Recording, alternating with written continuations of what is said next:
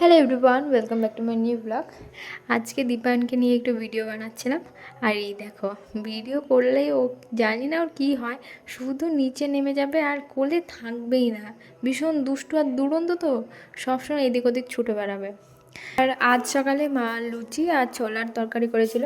আর ছোলার তরকারি হয়ে যাওয়ার পরে সেটা একটুখানি টেস্ট করাতে আমাকে দিয়েছিল। আর আজকে বাড়িতে জিজু আসবে। জিজু আসবে বাড়িতে থাকার জন্য কিন্তু নয়, দিদিকে নিয়ে যাওয়ার জন্যই জিজু আসছে।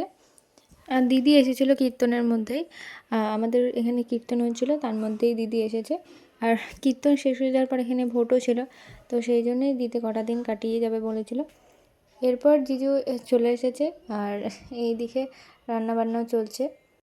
আর আজ লাঞ্চে তেমন কিছু করা হয়েছিল না, চিকেন ছিল আর মাছের মুড়ো দিয়ে লাউ করেছিল মা, আর আমের চাটনি করেছিল, পটল ভাজা, ও হ্যাঁ, আর স্যালাড ছিল। আর পটল ভাজা আমি খাই না, সেই জন্য নিইনি। এদিকে চিকেন আর লাউ দিয়ে ভাত খেয়ে নিয়েছি।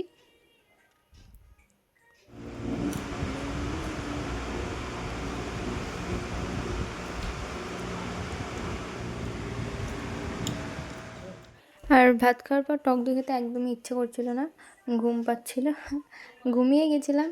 এরপর বিকেলের দিকে উঠে টক দই আর একটা মিষ্টি নিয়ে বসে পড়েছি, তো সেটাই খাচ্ছিলাম। আজকে সকালে খাওয়া দাওয়া করেই দিনটা কেটে গেল। তো চলো, আজকে ভিডিওটা এখানেই শেষ করছি। তোমরা সবাই ভালো থেকো, সুস্থ থেকো। আবার একটা নতুন ভিডিও নিয়ে খুব তাড়াতাড়ি দেখা করছি।